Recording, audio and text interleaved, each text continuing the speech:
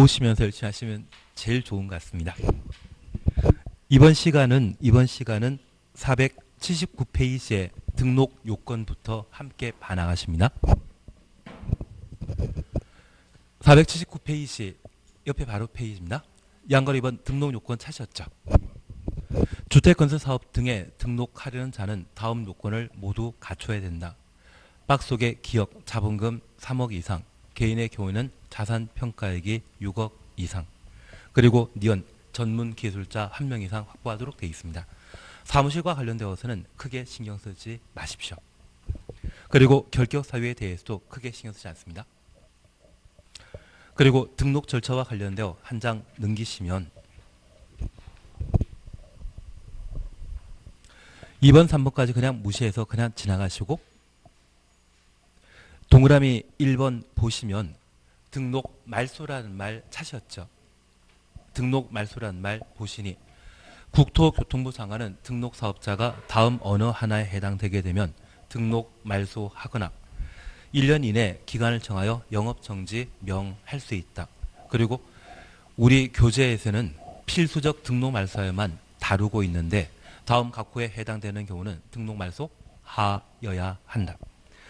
기업, 거짓, 부정한 방법으로 등록한 경우, 니은 등록증 대여한 경우, 대여만 줄쳐 놓습니다.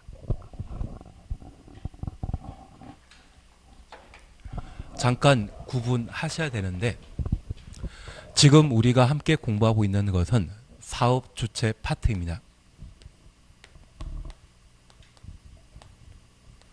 주택법상 주택건설 사업을 시행할 수 있는 자의 자격에 대해서는 법률로 정해 놓고 있고 법정 사업체는 공적 사업체와 민간으로 각각 구분하고 있는데 그 민간 중에 등록 사업자에 관한 내용을 함께 살펴봅니다. 현재 등록 사업자는 연간 20호 이상 20세 이상의 주택건설 사업과 연간 10,000제곱미터 이상의 대지 조성 사업 하려는 자는 등록하여야 하고 도시형 사업택 만들고자 한다면 연간 30세 이상일 때 등록 대상이라는 것 구분해 놓습니다.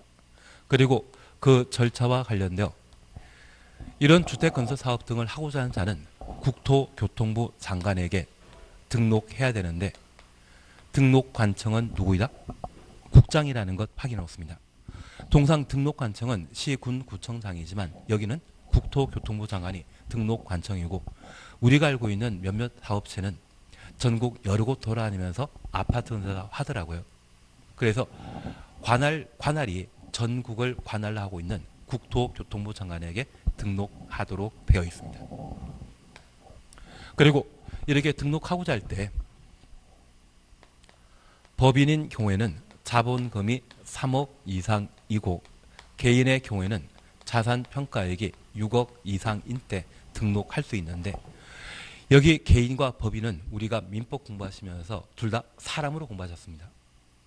그런데 그 사람을 보통 평등하게 대우하는 데 불구하고 여기 주택건설사업과 관련되어서는 개인인 때는 6억, 법인인 때는 3억으로 달리 처분하고 있다는 것을 구분해 놓습니다.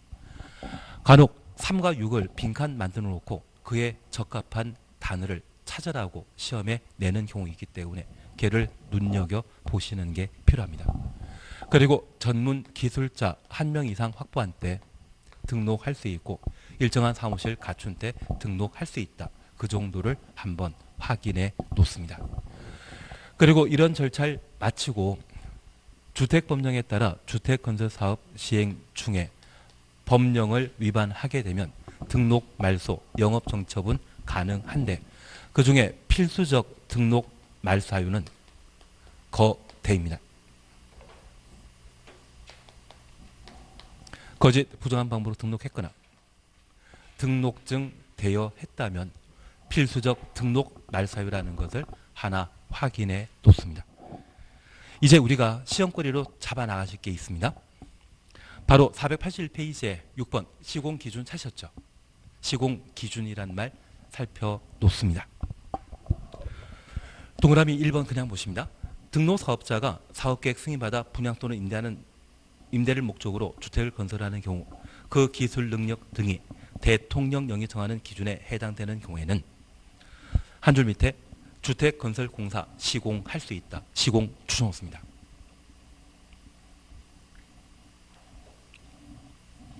그리고 2번이 대통령령이 정하는 시공 기준인데 박스 속에 기역, 니은, 디귿을 다 놓습니다. 그러면 우리 잠깐 이해하실 것이 있습니다. 원래 주택법령에 따라 국토교통부 장관에게 등록한 자는 이런 요건을 갖추었을 때 시공하는 자입니까? 시행하는 자입니까? 시행하는 자입니다. 시행은 자기 책임, 자기 계산으로 각종 개발 사업을 주도하는 것을 말하고, 시공은 공사만 담당하는 것을 의미하게 됩니다. 시행자와 시공자는 같다 다르다. 다르다라는 걸 다시 한번 파악해 놓습니다. 그러면 원래 등록사업자는 시행하기 위해 국토교통부 장관에게 등록했는데 일정한 요건을 갖추게 되면 시공까지 할 수 있습니다. 그러면 업무 영역이 넓어지는 것이 특징이죠. 사실 시공과 관련되어 우리 종합건설회사라는 곳 들어온 적 있으십니까? 그래서 삼성물산이나 또는 대우 이러한 곳이 종합건설회사로서 시공하는 자이고 그 밑에는 전문건설업자, 그냥 건설업자로 각각 3단계로 구분하고 있습니다. 그래서 가끔 제가 생산본부에서 수업하다 보면 현대나 대우 직원들이 수업 듣는 경우 있으신데 보통 와서 부장이나 과장급 와가지고 수업 들으시거든요. 요즘 변호사 자격 따게 되면 건설업체에 취업할 수 있거든요. 예전에는 한 20년, 30년에는 부장급으로 모셔갔거든요. 요즘은 과장급이더라고요. 하여튼 로스쿨 생기면서 변호사 가치가 많이 떨어진 것 같습니다. 아주 예전에는 공무원이 한 고시 붙은 것으로 취급해서 5급 사무관으로 임용했었는데 요즘은 7급 자리도 경쟁이 치열하던데요. 이상한 이야기 들었습니다. 그런 분들도 가끔 수업 들으러 오시더라고요. 괜한 이야기 들었습니다. 그러면 우리가 잠깐 이해하실 것은 시행, 시공은 별개라는 것 이해해 주십니다. 그리고 우리 다시 한번 봐주십니다. 동그라미 기억 보시게 되면 자본금이 5억 이상일 것, 개인의 경우는 자산평가액이 10억, 곱하기 2하니 10억 나오고 곱하기 2하니 6억 나오는 것 같습니다. 그리고 니은번에 전문기술자 3명 이상일 것, 그리고 디귿입니다. 최근 5년, 5년부터 가로 열어놓습니다. 주택건설지역이 100호, 100세대 이상일 것, 100세대까지 가로 닫아놓습니다. 그러면 우리 잠깐 확인하신 것으로서 여기 시공과 관련되어서는 법인의 경우는 자본금이 5억, 개인의 경우는 자산평가액이 10억. 그러면 우리 이걸 잠깐 봐놓습니다. 원래 등록사업자는 시행하는 자로서 법인은 3억 이상일 때 등록했는데 시공2라고 하는 두 글자가 추가되니 3 더하기 2하면 5. 3 더하기 2하면 5. 그리고 여기 등록사업자가 시행하기 위해서는 전문기술자 1명 필요한데 그 업무 영역을 시공까지 넓히고자 하면 1 더하기 하면 3이 되게 됩니다. 법 참 잘 만들어놨죠. 원래 시행하는 자가 시공이라는 두 글자를 업무 영역 추가하고자 한다면 이를 태워버리면 됩니다. 그래서 법인은 5억 이상인 때 시공할 수 있고 개인의 경우는 5 곱하기 하면 10억 이상인 때 시공할 수 있으며 전문기술자는 1 더하기 2, 3명 이상면 시공까지 할 수 있다는 것 확인해 놓습니다. 그런데 초짜가 바로 시공까지 업무 영역 넓혀 나가는 것은 좀 문제 있을 수 있지 않겠습니까? 그래서 주택 건설 실적과 관련되어 최근 5년 사이에 100호, 100세대 이상의 주택 건설 실적 쌓은 때는 시공도 할 수 있다. 여기 등록사업자는 1년에 20호, 2세대 이상의 주택건설 사업을 목적으로 등록한 자인데 1년에 20씩 만들었다고 하면 5년에 걸쳐 얼마? 100이죠. 그래서 5년은 경험해야만 시공까지 업무 영역을 넓힐 수 있다는 것 확인해 놓습니다. 나중에 우리가 여기 등록사업자와 관련되어 주택건설 실적에 관한 사항을 보게 되면 5년 100이라는 말과 3년 300이라고 하는 두 개가 나옵니다. 등록사업자와 관련된 주택건설 실적은 둘 중 하나입니다. 5년 100, 3년 나오면 300. 숫자 3이니까 300으로. 왜냐하면 이런 법을 만든 공무원이 법 집행을 수월하게 하기 위해서는 단순해야만 법 집행이 잘 이루어집니다. 요즘 법 참 많이 이상하게 만들어 놨더라고요. 요즘 학교 주변에는 몇 킬로, 서울에 왕복 4차선, 6차선인데 불구하고 7일 달리면 요즘 잡히던데요.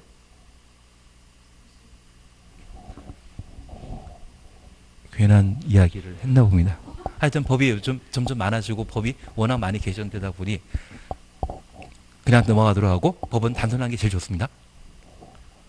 그래서 우리 약속해 줄 것은 3년 이야기 나오면 300, 5년 이야기 나오면 1년에 20씩 100. 그래서 등록사업자와 관련된 주택 건설 지역은 딱 둘 중에 하나입니다. 그중에 5년 100은 시공과 관계된 숫자라는 것 기억하시고 3년 300은 나중에 우리가 보실 주택 상환사채 있거든요. 주택 상환사채 발행하고자 하면 최근 3년간 연평균 300세대 이상의 주택 건설 실적 쌓은 자만 사채 발행할 수 있습니다. 그래서 등록사업자와 관련되어서는 실적은 3년 이야기 나오면 300, 5년 이야기 나오면 100. 둘 중에 하나라는 것만 명확하게 구분해 놓습니다. 하단부의 시공 기준과 시공 규모 등등에 대해서는 잘 모릅니다. 지키십니다. 그리고 다음 페이지에 공동사업체 건너뛰십니다. 그리고 483페이지에 주택조합 찾으셨는데 이 주택조합이 7월 24일까지 법이 개정됩니다.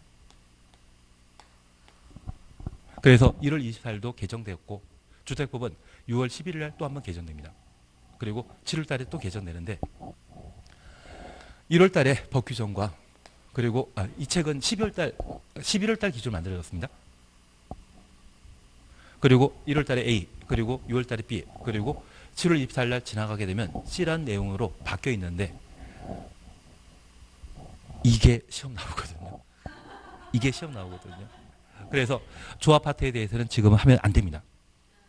조합파트 했다가 잘못 정리했다가 나중에 법 다 개정되었을 때 그동안 알고 있던 게 싹 바뀌어져 버리면 고생하시거든요. 그래서 이 조합과 관련되어서는 모의고사에 출제되더라도 틀려더라도 상관없습니다.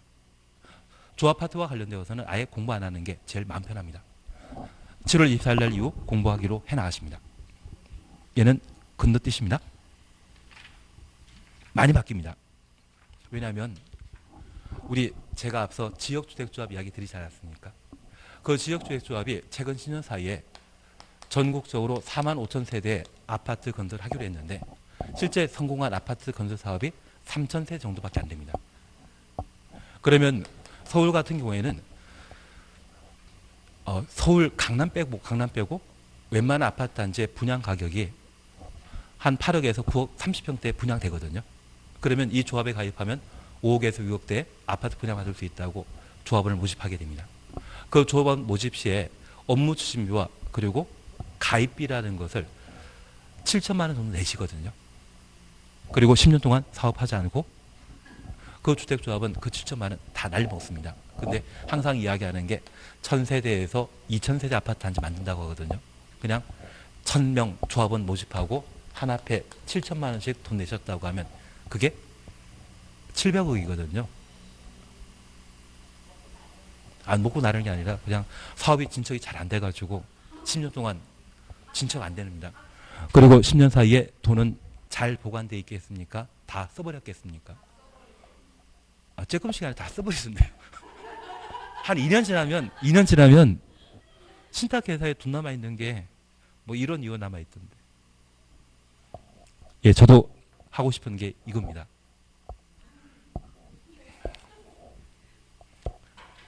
제 주변에 저 시행하겠다고 20년 쫓아다니는 분도 계시고요. 30대 중반에 저를 처음 만났었는데 3년 만에 성공하셔가지고 건물 사가지고 잘 살고 계신 분도 계십니다.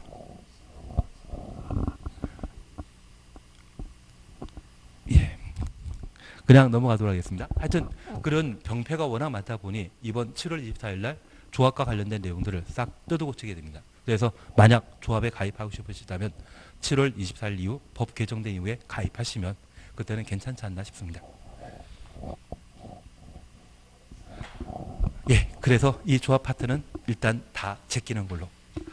바로 어디까지 가시는가 하면 495페이지 가주십니다. 제3절 사업계획 승인 차셨죠. 그런데 7월 24일 날 이렇게 법이 개정되게 되면 쉽게 오래 못 나옵니다.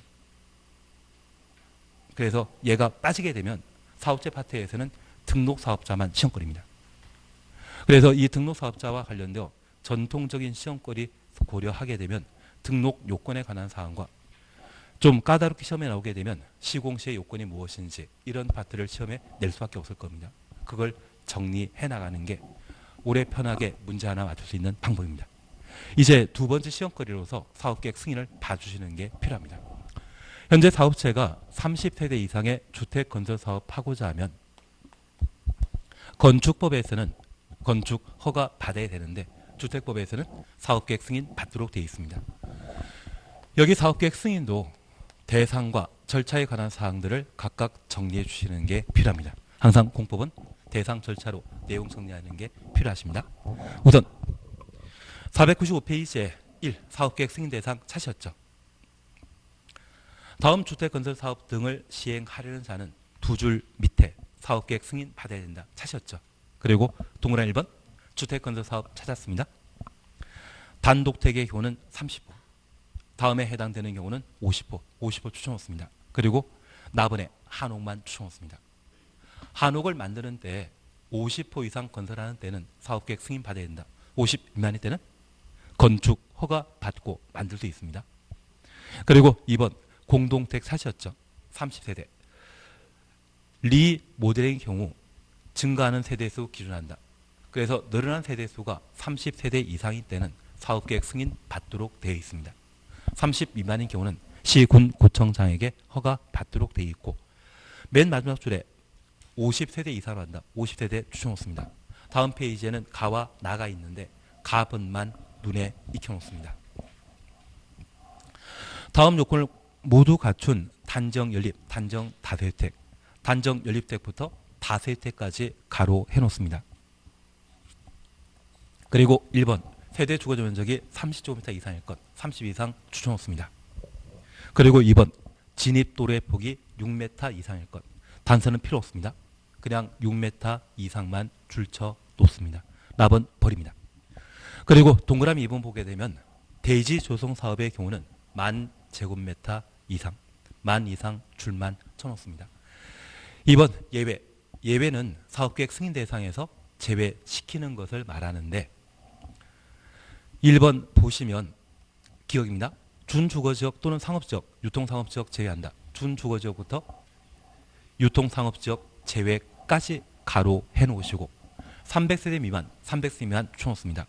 주택과 주택의 시설을 동일 건축물로 건축하는 경우로서 니은번 해당 건축물 연면적에서 주택 연면적이 차지하는 비율이 90% 미만일 것, 90% 미만 줄만 쳐놓습니다. 그러면 잠깐 구분해 주실 것이 있습니다. 현재 사업계획 승인 대상은 30호, 30세대 이상의 주택건설 사업과 10,000제곱미터 이상의 대지 조성 사업이 사업계획 승인 대상입니다. 앞서 우리 등록사업자와 관련된 등록 대상은 연간 20호, 20세대 이상의 주택건설 사업, 도시형생활택의 경우는 연간 30세대 이상의 도시형생활택 건설하는 것을 등록 대상으로 했는데 얘는 1년에 걸쳐 건설하는 호수가 20호 이상을 말합니다. 반면 사업계획 승인 대상은 한 번에 건설하는 주택의 건설 세대가 한 번에 건설할 때 30 이상이면 사업계획 승인 대상이 되게 됩니다. 1년에 걸쳐 건설하는 것과 한 번에 건설하는 것은 서로 구분될 수 있고 하나는 등록 대상이고 하나는 사업계획 승인 대상이라는 것을 각각 구분하십니다. 다만 우리가 하나 이해하실 것이 있습니다. 이처럼 특정 세대 제한하는 것을 우리는 법을 구분할 때 일반법과 특별법으로 구분하게 되면 얘는 특별 규정입니다. 우리가 민법 공부하시면서 법률 행위의 당사자가 일반인이라면 민법을 적용하지만 그 당사자 중에 하나가 주식회사 등의 상법을 적용받는 자라고 하면 그때는 민법 적용한다, 상법 적용한다. 상법 적용했습니다. 그래서 아무런 제한 없이 법을 적용하는 때는 일반법이라 하고 법 적용 제한을 명확하게 하게 되면 그때는 특별법이라 표현하게 됩니다. 그러면 이 주택법은 특별법적 성격을 가지고 만약 이번에 건설하는 세대가 20세대, 25세대라고 하면 주택법의 일반법에 해당되는 건축법에 따라 건축하도록 되어 있습니다. 건축법과 주택법을 비교하게 되면 하나는 특별법입니다. 건축법이 특별법입니까? 주택법이 특별법입니까? 주택법이 특별법이 되게 됩니다. 그래서 한 번에 건설한 세대가 30 이상이면 특별법적 승인까지는 주택법 적용하도록 되어 있고 30 미만이면 건축법 적용하는 겁니다. 그러면 원칙은 30세대 30호 이상이 사업계획 승인 대상인데 예외적으로 규제를 완화시켜 50호 50세대를 사업계획 승인 대상 삼는 경우가 있습니다. 그 대표적인 것이 한옥입니다. 그러면 우리나라가 지금 아파트를 그렇게 많이 만들고 있는데 이것은 전통 형태 아니거든요. 그러면 외국인이 우리나라 찾아오면 얘가 자기네 나라인지 우리나라인지 전혀 구분 못하듯이 우리가 가끔 시골이나 제주도 놀러 가시게 되면 그 제주도도 내가 살고 있는 동네가 똑같죠. 대한민국은 아파트 공화국이지 않습니까? 괜한 이야기를 드렸습니다. 그래서 전통 형태의 가옥을 만들고자 한다면 규제 풀어줘서 무엇? 50호부터 사업계획 승인 대상 함께 됩니다. 한옥의 기호는 얼마? 50호가 사업계획 승인 대상이라는 것 확인해 놓습니다. 그리고 50세 이상을 사업계획 승인 대상 삼는 것으로서 도시형 생활주택 중에 단정 연립택과 단지형 다세대 주택을 건설하는 경우로서 세대 주거적 면적이 30제곱미터 이상이고 진입도래 폭이 6m 이상인 때는 50세대부터 사업계획 승인 대상이 되게 됩니다. 하나 정리하실 것이 있습니다. 그러면 이 한옥을 40호 만들게 된다면 그때는 사업계획 승인 대상이다. 건축 허가 대상이다. 건축 허가 대상입니다. 그러면 40호에 한옥을 한 번에 만드는 사람은 사업계획 승인 대상 주택건설 사업처럼 넓은 땅을 확보할 필요 없죠. 사업계획 승인 대상일 때는 탈집을 만들어야 되기 때문에 주택단지 안에는 일정한 부대시설과 복리시설을 확보해야 됩니다. 그 공간 넓거든요. 그런 땅을 구입하는 것, 확보하는 자체가 사업자 입장에서는 난감한 일일 겁니다. 그래서 이 한옥을 40호 만들게 되면 넓은 땅 필요 없죠. 한옥이 좀 더 쉽게 만들어질 수 있지 않겠습니까? 그리고 두 번째입니다. 여기 도시형 생활주택은 세대당 주차장이 몇 대 확보하면 건설할 수 있다?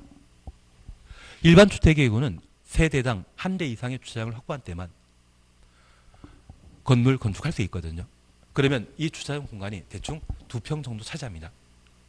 만약 서울 명동에 화장품 가게 땅이 있거든요. 평당 얼마다? 아마 시가가 12억 정도 할 겁니다. 3년 전에 거래되었던 가격 6억이었습니다. 관심 없는 이야기였기 때문에 넘어갑니다. 대신 주차장이 한 평, 2평 정도 되는데 서울 명동에 그런 주차장 확보하고자 한다면 돈 좀 많이 들지 않겠습니까? 그런데 이 도시형 생활주택을 건설하는 것은 1인 가구의 주택 문제를 해결하기 위해 정책적으로 도입한 제도로서 0.5대 주차장 확보하면 만들 수 있거든요. 그러면 우리가 잠깐 이해해 주실 것이 있습니다. 그런 도시형 생활주택 중에 단정 연립, 단정 다세대택을 이런 요건 갖추면 50세대부터 사업계획 승인 대상인데 만약 49세대 만들게 되면 그때는 건축 허가 확보 만들 수 있고 부대시설과 봉시설을 꼭 확보할 필요 없기 때문에 작은 땅으로도 만들 수 있거든요. 그러면 우리가 잠깐 이해해 주실 것이 있습니다. 만약 이 단정 연립, 단정 다세대택이라고 하면 가장 큰 문제가 주차장 문제인데 주택 단지가 형성되어 있고 진입 도래 폭이 6m라고 하면 차량의 전폭이 보통 1.8m이거든요. 그러면 진입 도래 폭이 6m라고 하면 단지 안에 어느 정도 주차 공간 확보되어 있고 이 진입 도로에 주차를 일렬 주차시키게 되면 주차장 문제가 어느 정도 해소될 수 있죠. 그래서 도시형 생활주택 중에 단정 연립, 단정 다세대택은 얼마부터? 50세대부터 사업계획 승인 대상이고 50 미만일 때는 건축 허가 받고 만들 수 있습니다. 가장 큰 문제인 주차장 문제를 어느 정도 해결할 수 있기 때문에 가능하다라는 것만 박해 놓습니다. 주신 조금 이해하시겠습니까? 그래서 한옥을 50%라는 것은 우리 전통 가옥을 지금이라도 많이 만들고 보자. 그런 의미에서 규제 완화 차원에서 50호부터 사업계획 승인 대상을 했고 도시형 사주택 중에 단정 연립, 단정 다세대택은 진입도로의 폭이 6m 이상이라면 최소한의 주차장 문제를 어느 정도 해결할 수 있기 때문에 50세대부터 사업계획 승인 대상 삼고 있다는 것 확인해 놓습니다. 하나 정리할 것이 있습니다. 만약 도시형 사주택 중에 한 형태인 원루명 주택이 주거자료 면적 30 이상이고 진입도로의 폭이 6m 이상일 때 사업계획 승인 대상은 50세대부터이다, 30세대부터이다. 얘는 30세대부터입니다. 얘에 대해서는 몇 세대부터? 30세대부터 사업계획 승인 대상이고 특례 인정되는 것은 뭐만? 단정 연립, 단정 다세대택만. 그래서 이 원룸택의 경우는 이런 요건 갖춰봤자 주차장 부족하는 것 뻔하거든요. 그래서 이 원룸택은 많이 건설하지 못하도록 얼마부터? 30세대부터 사업계획 승인 대상 삼게 됩니다. 그래서 나중에 서울에 10층짜리 원루명 주택의 아파트 형태 가보시게 되면 세대수는 항상 29세대입니다. 30 넘어버리었다가는 만들 땅이 부족할 수밖에 없거든요. 그래서 이런 특례는 어디에만 인정된다? 단정 연립, 단정 다세대택에만 적용되는 것으로 파악해 놓습니다. 조금 이해되십니까? 공법은 들을 때 조금 이해하면 그게 시험 볼 때까지 쭉 가버립니다. 그래서 공법 안 보고 민법 그리고 학개론 시 공부하고 나중에 민법과 학개론 점수가 50, 60 나오면 그때부터 시작하더라도 안 넣습니다. 근데 이해가 안 되면 공법은 과락 놓습니다. 공법 학습량이 워낙 넓다 보니 공부할 게 워낙 많거든요. 그래서 외워서 공부한다고 하면 할 말이 없습니다. 저 이거 못 외우던데 다들. 그냥 할 것만 하는 거지. 다 외우겠다 하면 그건 답도 없습니다. 그래서 들을 때 최대한 왜 이런 제도를 마련하고 있는지를 조금이라도 이해하고 넘어가시는 게 좋은 점수 할 수 있는 방법이 되게 됩니다. 이제 두 번째 봐주실 것은 이 사업계획 승인 대상에 제외된다. 사업계획 승인 대상에 제외되었다면 건축 허가받아 건축하는 주상 복합 건축물을 말합니다. 그러면 분명 30세대 이상의 공동택 건설하는데 사업계획 승인 대상에서 제외되는 것으로 장소에 관한 요건으로서 유통상업지역을 제외한 상업지역 또는 준주거지역일 것. 하나 이해하실 것은 유통상업지역은 고속버스터미널이나 가락시장을 유통상업지역으로 지정하게 됩니다. 이곳에는 대형 차량이 드나드는데 밤 늦은 시간에도 많이 드나들다 보니 소음이 심각하거든요. 이러한 유통상업지역에 집을 만들면 소음 때문에 잠을 제대로 자지 못합니다. 그래서 우리 국토계획법 공부하시면서 유통상업지역과 전용공업지역에는 단독택 건축한다 못한다? 아니 모든 주택을 건축하지 못합니다. 아파트도 못 만들고 단독택도 못 만드는 곳이 어디다? 유통상업지역과 전용공업지역입니다. 건축제한 올해 시험이 나옵니다. 이건 나중에 하시도록 하고. 그리고 두 번째 우리 봐주실 것이 있습니다. 그러한 세대수가 300세대 미만이고 건축물 연면적에 대한 주택 면적이 90% 미만 두 번 나오게 되면 사업계획 승인 대상에서 제외한다. 장소에 관한 요건과 세대에 관한 요건, 비율에 관한 요건 세 개 충족했을 때 사업계획 승인 대상에 제외되는데 우리 학개론 공부하면서 주택가격 상승 요인으로 직주 근접이라는 말 들은 적 있으십니까? 직장과 주택이 가까이 있으면 가격 올라간다. 그러면 우리 회사는 보통 상업지역이나 그러한 곳에 조성되어 있고 주택은 주거지역에 만들어져 있는데 이 상업지역과 주거지역이 좀 멀리 떨어져 있는 경우가 있거든요.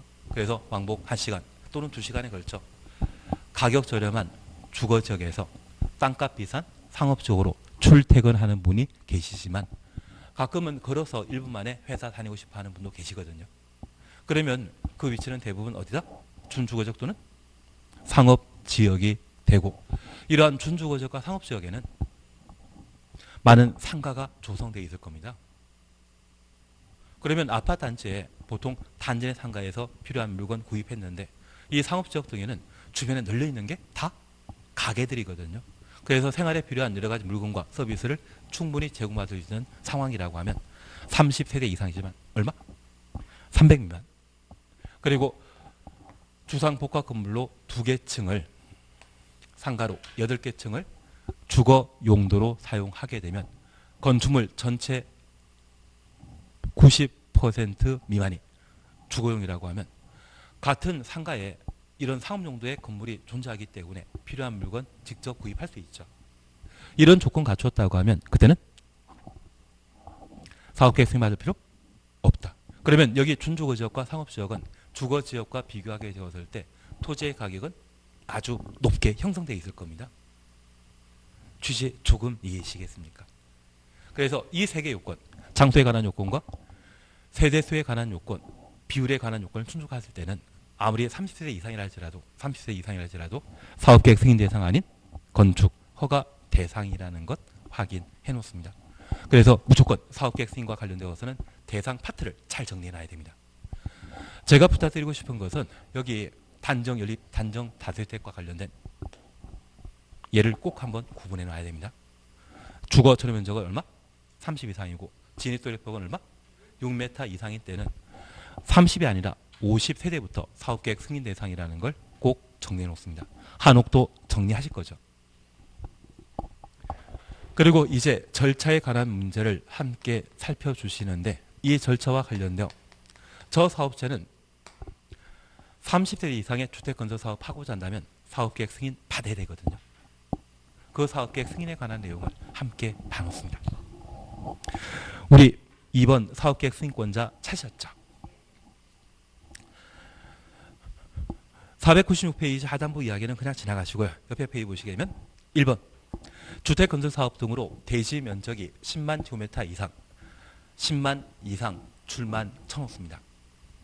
특별시장, 광역시장, 특시 그냥 건너뛰시고 도지사, 특도 그냥 지나가십니다. 가로 속에 시도지사, 그리고 두 줄 밑에 인구 50만 이상의 대도시의 시장 이들에게 사업계획 승인 받도록 되어 있고 2번 주택건설 사업으로 해당 대지 면적이 10만 제곱미터 미만, 10만 미만 추천놓습니다. 특별시장, 광역시장, 특시, 특도 건너뛰시고 시장 분수에게 사업계획 승인 받아야 된다. 3번 국토교통부 장관 차시였죠. 기업, 국가, 주택공사가 시행하는 경우 국가부터 주택공사까지 가로 해놓습니다.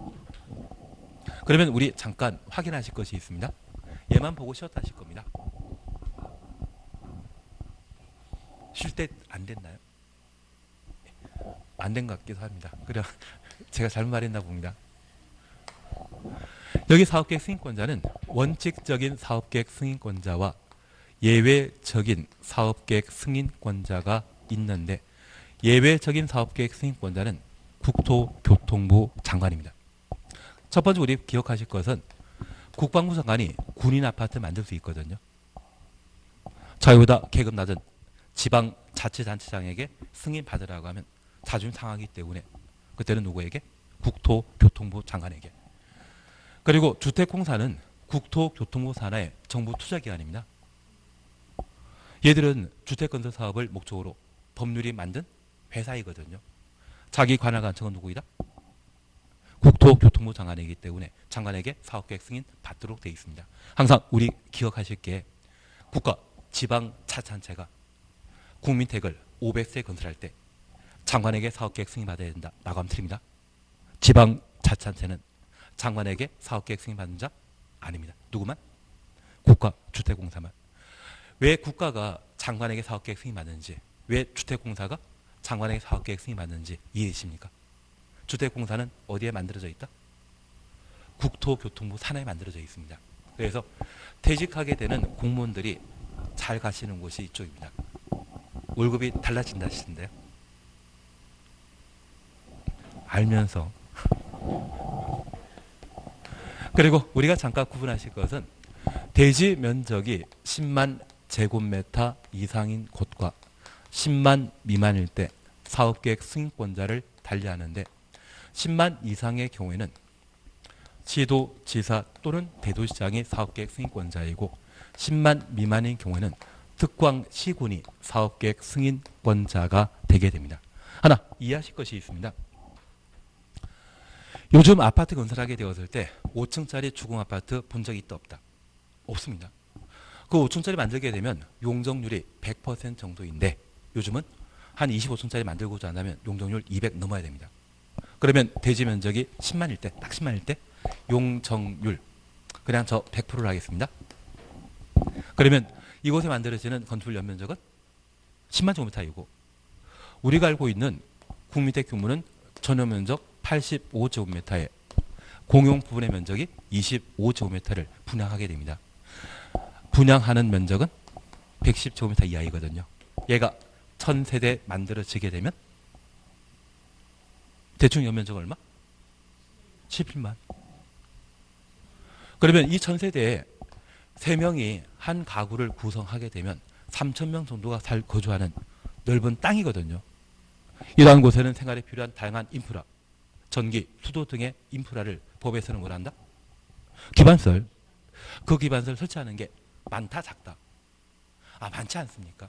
그러면 우리가 국토계획법 공부하시면서 기반설의 설치 정비 계량을 도시군 관리 계획으로 결정하고자 한다면 그때 결정권자는 누구? 여기 시도지사 대도시장. 그리고 10만 제곱미터 미만의 경우는 10만 제곱미터 미만의 경우는 규모 작거든요. 규모 작은 개발 사업과 관련되어서 국토계획법에서는 개발 행위 허가받고 개발 정비 보전 집행했었습니다. 그러면 그 개발 행위 허가에 관할 관청은 특광시군이었거든요. 그래서 규모 작을 때는 특광시군이 이때도 기반설을 만들어 주셔야 되죠. 그 기반 설치와 관련된 관할 관청으로 10만 미만일 때는 특광시군이 10만 이상일 때는 시도지사 대도시장이 사업계획 승인권자가 되게 됩니다. 그러면 우리 잠깐 이렇게 봅니다. 서울에 또는 세종시에 10만 이상의 대지의 주택건설 사업학은 미만의 학은 관계없이 특광이 사업계획 승인권자인데 경기도나 충청도에 주택건설 사업하게 되었을 때 대지 면적이 10만 미만인 경우는 시장이 사업계획 승인권자이고 충청도에 10만 이상의 주택건설 사업하게 되면 누가? 경기 도지사가 사업계획 승인권자입니다. 그런데 우리 수원이라는 곳, 성남이라는 곳 인구 100만 넘거나 100만 가까운 곳이거든요. 그러한 도시를 대도시라 표현합니다. 그런 대도시라고 하면 10만 이상이나 10만 미만에 관계없이 항상 시장이 사업계획 승인권자 됩니다. 그래서 이 사업계획 승인권자에 구청장은 있다 없다? 구청장 없습니다. 우리가 알고 있는 전기, 수도, 도로 등의 기반설은 구청장이 만드는 것 없습니다. 우리 지금까지 살아오면서 구립병원이라는 곳 들어본 적 있습니까? 시립병원, 도립병원, 국립병원 들어봤는 그 기반설이거든요. 도시군 계획설이거든요. 그 도시군 계획설은 구 단위에서 만든다, 안 만든다? 안 만들 텐데요. 그래서 우리 대지 면적에 따라 10만 이상일 때는 시도지사, 대도시장, 도시군관리계획 결정권자가 10만 미만일 때는 소규모 개발 사업으로서 개발행위 허가권자인 특광시군이 사업계획 승인권자가 된다. 그렇게 구분해 놓습니다. 구청장은 사업계획 승인권자 2단이다. 아니다. 그것 잡아주시는 게 필요합니다. 그래서 사업계획 승인권자에 대해서는 저렇게 정리해 주시는 게 1이고 3번 분할 승인 찾으셨죠. 양가 1번 공구별 분할 시행. 이 말 보면 적용 대상 단지 규모는 얼마부터? 600. 오늘도 하셨는데. 공구별 세대 수는 얼마? 300세대 이상일 것. 공구와 공사의 폭은 6m 이상일 것. 사업계획 승인은 주택단 전체에 걸쳐 받도록 되어 있고 착공 신고와 사용 공사만 공구마다 따로 한다. 적용 범위에서 이미 정리되었습니다. 그러면 한 장 넘기시면 2번 분할 시행 대상 주택단지 세대수가 얼마이다? 600.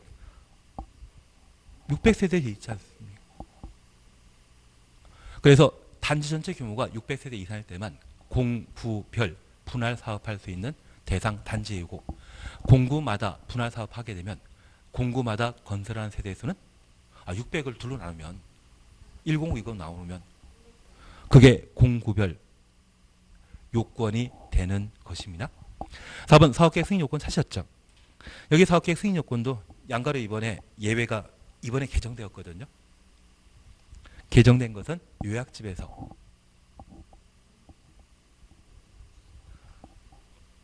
지금 원하면 해드릴 수 있는데 원하지 않는 표정이기 때문에 요약집에서 다만 우리 잠깐 확인하실 것이 있습니다. 우리 사업계획 승인 요건과 관련되어 1번 그냥 보시면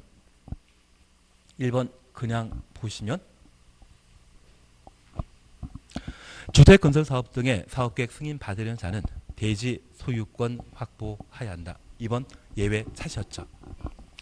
다음 어느 하나에 해당되는 경우는 그러하지 아니하다. 1. 사업체가 소유권 확보하지 못했지만 대지 사용할 수 있는 권은 확보한 경우.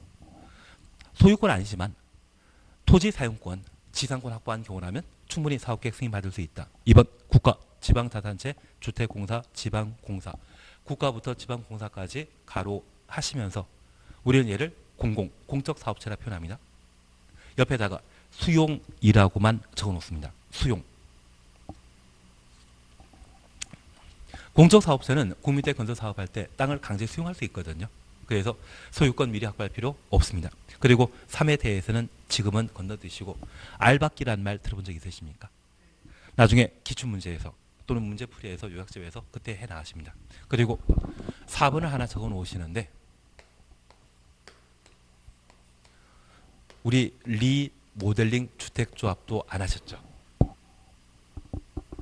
예, 이게 개정된 사항인데 리모델링 주택조합이 매도 청구하게 되면 대지 소유권 없이도 사업계획 승인 받을 수 있도록 이번에 개정되었거든요. 근데 조합과 관련된 개정 파트는 아마 7월 24일 날 개정이 확정되기 때문에 그때 가서 한번 해보시는 걸로 하고 지금은 사업계획 승인 요건이 개정되었다. 이 정도만 잠깐 확인하십니다. 그러면 잠깐 예를 봐주십니다. 사업체가 사업계획 승인권자에게 승인받고자 하면 주택 건설할 수 있는 땅을 확보해야 됩니다. 그래서 대지에 대한 소유권 확보하거나 사용권 확보해야 되는데 얘는 신경 쓰지 마시고 공적사업체인 국가 등이 주택 건설 사업하는 경우에는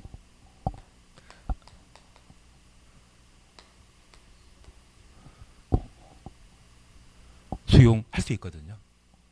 그래서 이 수용권이 인정되기 때문에 미리 대지 소유권을 매매 등의 방법으로 취득할 필요 없다. 그렇게만 기억해 놓습니다.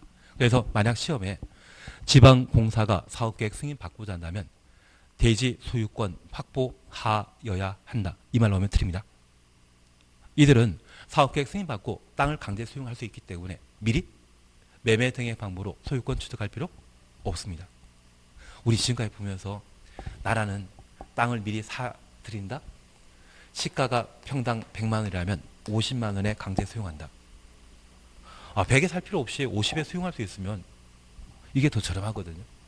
그래서 사업계획 승인받은 이후 땅을 강제 수용하면 되기 때문에 미리 소유권 확보할 필요 있다 없다? 없다. 그래서 매번 시험 나오는 게 공적 사업체가 대지 소유권 확보해야만 사업계획 승인받을 수 있다. 이 말 나오면 틀린 겁니다.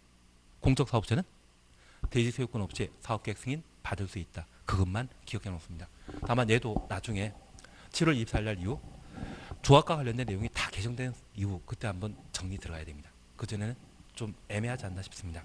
매도 청구 제끼십니다. 매도 청구 위에 하나 봐주실 게 있습니다. 2번 기반설의 기부 체납 차셨죠?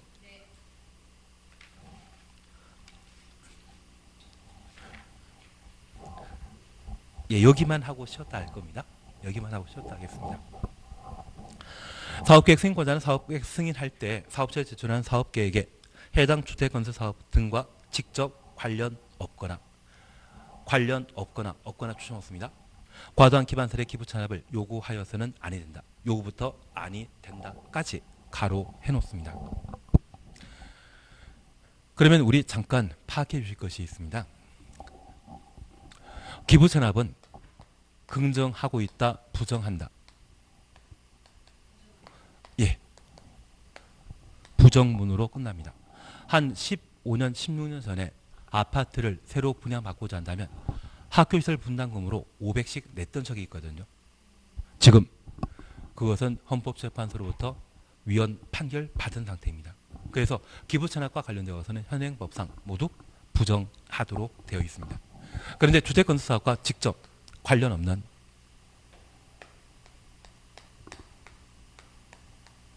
기반 시설에 기부 체납을 요구하여서는 아니 된다. 직접 관련했으면 요구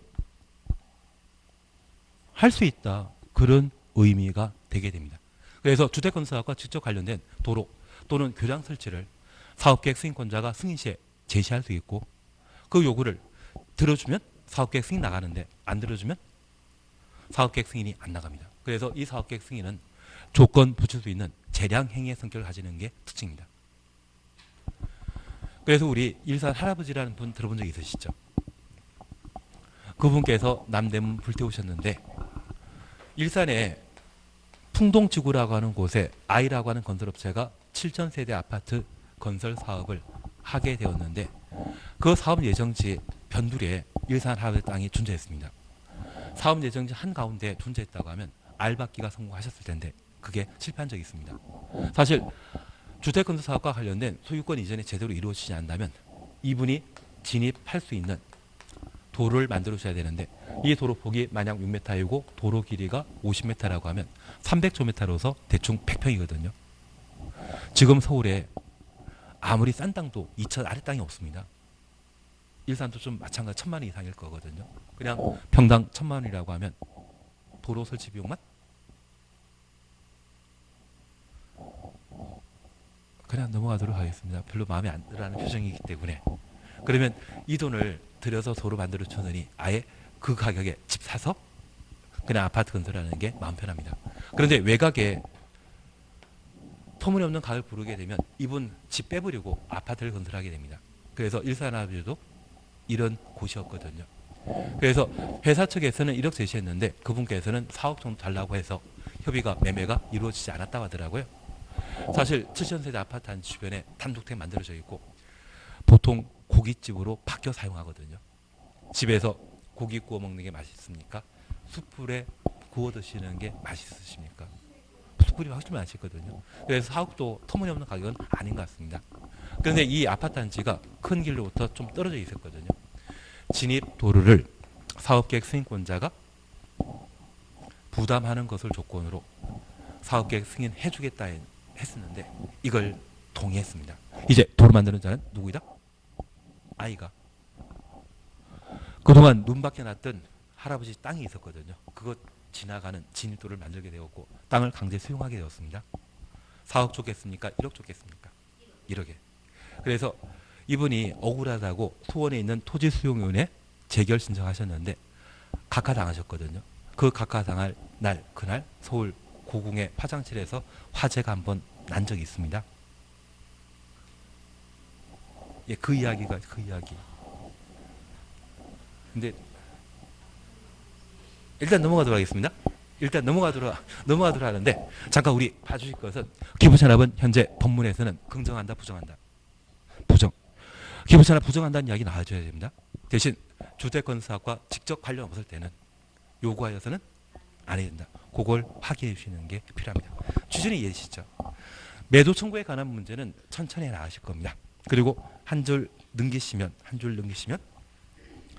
6번의 사업계획 승인 절차와 관련되어 양가로 1번 승인 결정 60일이라는 말 눈에 보이십니까? 사업계획 승인 청하면 신청받은 날부터 며칠? 60일 내 사업계획 승인 여부 결정해야 한다. 그래서 여부란 말 찾으셨죠? 기반설에 설치 요구를 했는데 동의 안 하면 거절을 당했다면 사업계획 승인 안 나가고요. 동의하면 사업계획 승인 나간다.